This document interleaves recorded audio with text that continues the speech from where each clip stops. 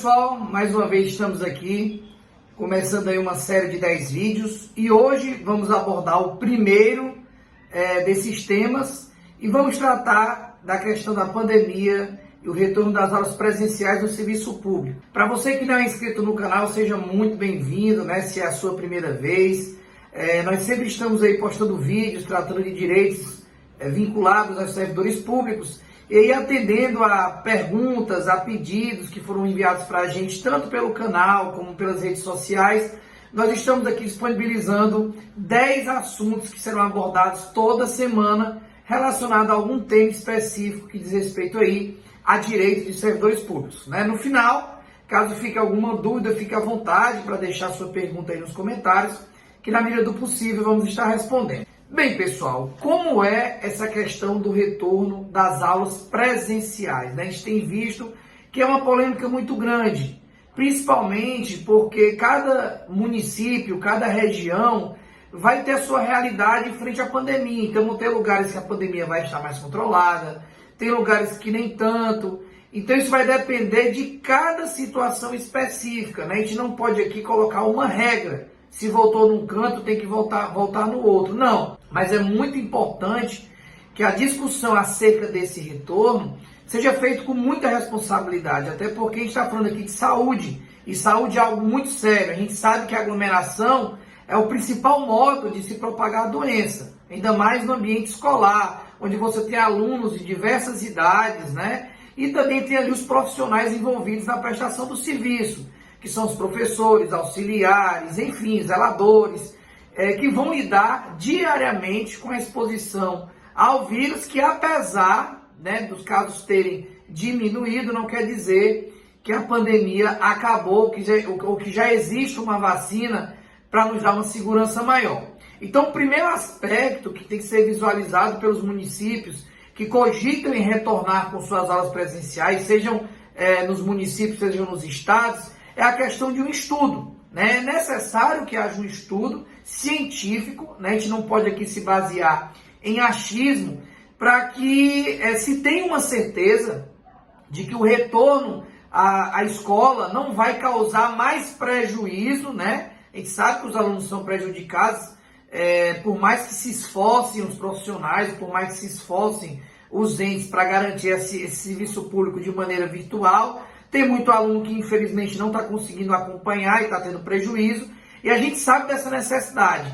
Mas é necessário que haja esse estudo para que o prejuízo à saúde não seja maior do que o prejuízo que acaba sendo causado para a educação, né? Por isso que existe a Lei 13.979 de 2020, que regulamenta diversos aspectos relacionados à pandemia, e um deles é relacionado à questão do estudo científico necessário para se adotar as medidas como a de isolamento que foi adotada no âmbito escolar. Então, lá no artigo 3º, parágrafo 1º, fica claro de que para que sejam tomadas as medidas que lá estão dispostas, é necessário que haja um estudo científico. Então, se é necessário esse estudo para que a medida seja adotada do modo reverso, também é necessário que haja um estudo para que essa medida que foi adotada seja revogada. Então, se foi dado o isolamento no âmbito escolar, né, houve um estudo científico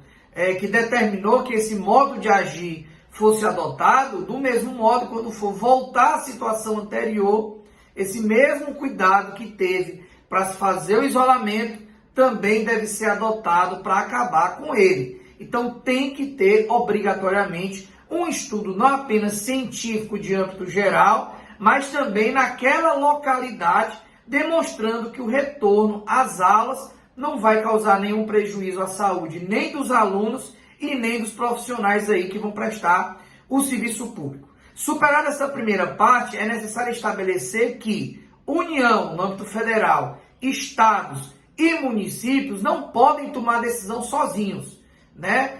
Pela Constituição, a competência relacionada à questão da saúde ela é comum. Então, é uma responsabilidade que cabe aí aos 3 entes federativos, União, estados e municípios. Então, não pode, por exemplo, um município, por achar que tem segurança, querer retornar às aulas, quando no âmbito daquele estado, a situação ainda é de isolamento nas escolas.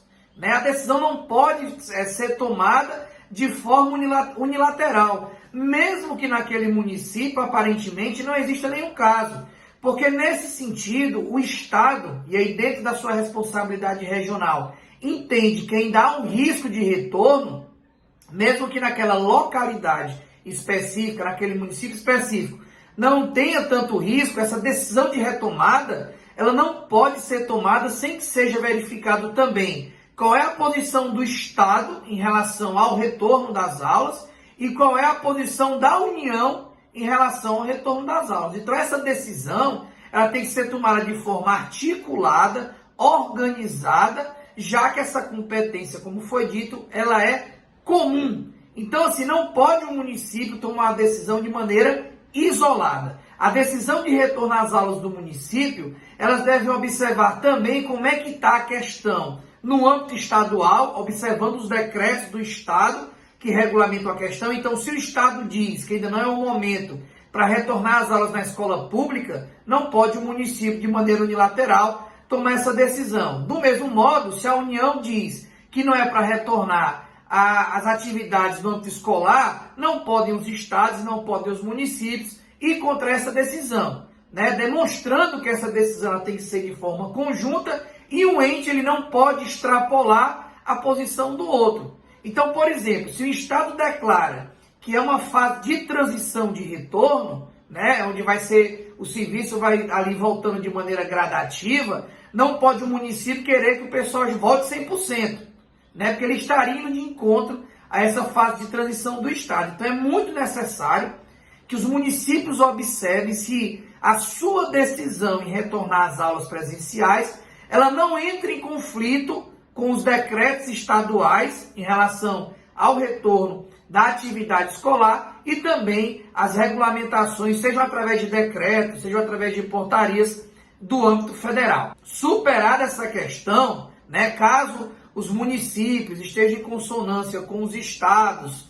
e os estados com a União no retorno, por exemplo, de maneira gradativa, quando isso acontecer, é lógico que todos esses cuidados deverão ser observados nesse retorno, né? Provavelmente não retorna 100%, tem que ser feito um plano de ação e de retorno para que esses estudantes e esses profissionais possam retornar para dar aulas presenciais, né? Então é necessário que seja dito quantos por cento de alunos irão retornar e quantas salas ali serão ocupadas, como é que vão ser feita a limpeza desse local em que os alunos vão voltar a ter aulas presenciais. Também tem que ser garantido o EPI mínimo para os profissionais que vão prestar o serviço público, como máscaras e álcool em gel, né, para diminuir o quanto possível essa exposição. Do mesmo modo, os alunos também vão ter que usar máscaras para diminuir essa chance de contágio, demonstrando que mesmo numa situação de retorno, de articulação conjunta de município, estado e União, deve ter esse cuidado para que de maneira gradativa, se for o caso, esse retorno ele possa acontecer. Então é necessário que haja um plano de retorno. Não basta apenas o município querer voltar, baixar um decreto estabelecendo que todo mundo vai retornar, sem dizer como é que vai acontecer esse plano de ação, como é que esses EPIs serão garantidos e, principalmente, demonstrar que a sua decisão é baseada no estudo científico e de que está em consonância as decisões que estão sendo tomadas no âmbito do Estado e da União.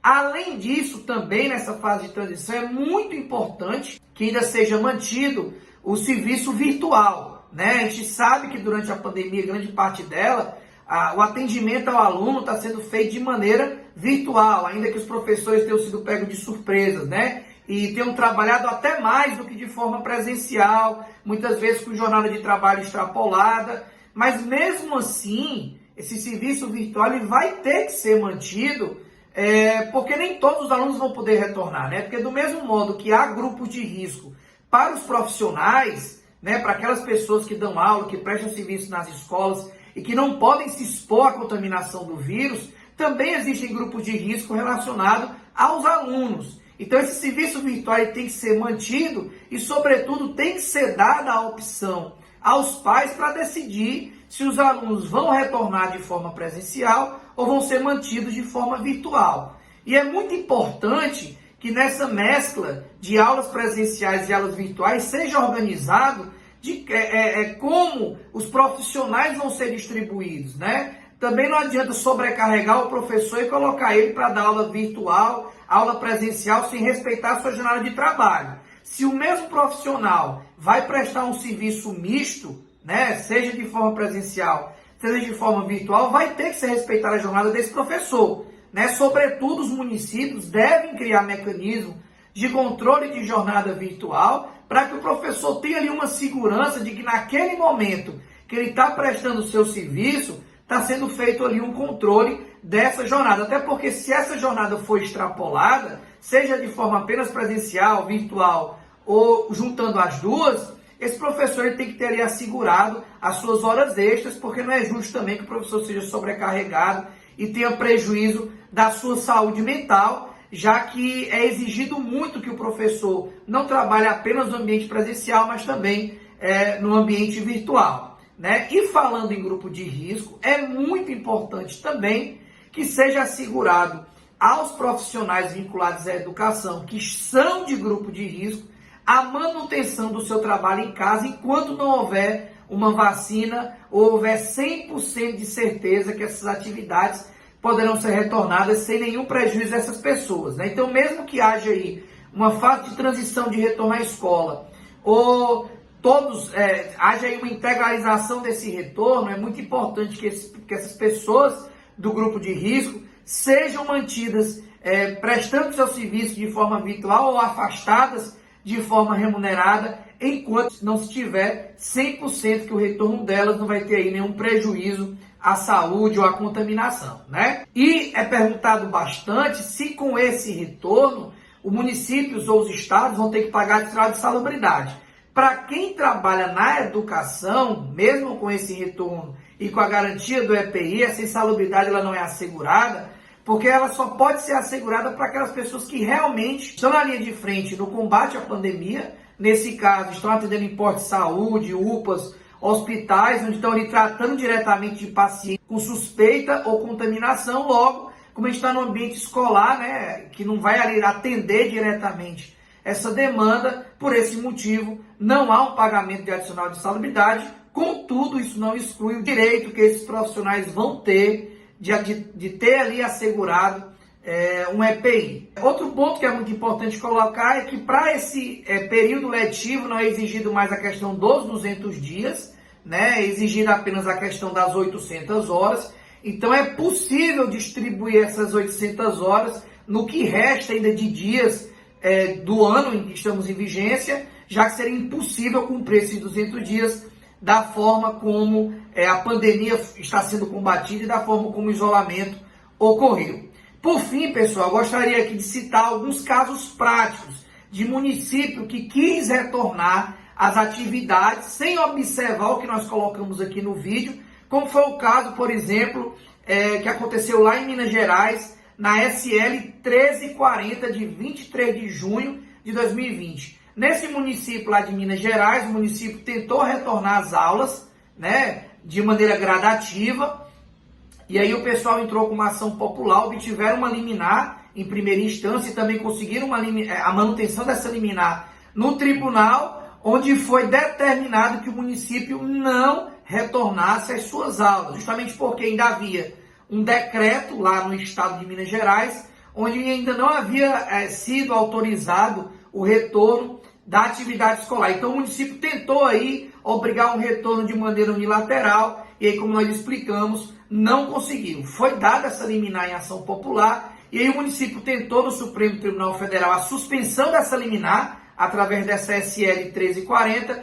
e o presidente do tribunal, do STF, não suspendeu a liminar. Então essa liminar ficou mantida e o município não pôde retornar nas atividades com os alunos, justamente porque a decisão não havia sido tomada de maneira articulada, em consenso com o Estado de Minas Gerais, né? E também teve um STP nesse sentido, mas foi mais ligado ao comércio, eu não vou citar aqui, que foi pelo mesmo entendimento. Os municípios vão querer usar aquele argumento da ADI 6341, né, que declarou um direito que o município já tem de legislar de interesse local, mas como eu já expliquei, mesmo com esse direito de legislar, eles não podem passar por cima das determinações que são dadas pelos estados. Então, se o estado diz que não é o momento de retornar, ou se o estado diz que para retornar deve ser observado uma graduação, não pode o município querer ir contra essa regulamentação no âmbito regional, né? Então é isso, pessoal. Eu vim aqui dar alguns esclarecimentos. Eu espero que para quem está assistindo tenha ficado entendido como é que esse retorno às aulas deve funcionar. Os sindicatos, como foi feito aí nessa ação popular, podem também entrar com medidas, caso no seu município não tenha sido feito um plano de ação, ou caso tenha ocorrido algumas das violações que eu falei aqui nesse vídeo. Então os sindicatos não entram com ação popular, mas podem entrar com uma ação civil pública, pedindo uma liminar, caso na realidade local se verifique que não é o momento ainda de retornar à atividade escolar. Do mesmo modo, também pode ser feita a representação junto ao Ministério Público, denunciando essa questão, para que esse retorno aconteça com a maior responsabilidade possível e com o menor prejuízo possível, não apenas à saúde dos alunos, mas também à saúde dos profissionais que estão ali trabalhando no âmbito escolar. Qualquer dúvida, deixe sua pergunta. É isso, até uma próxima oportunidade e um forte abraço.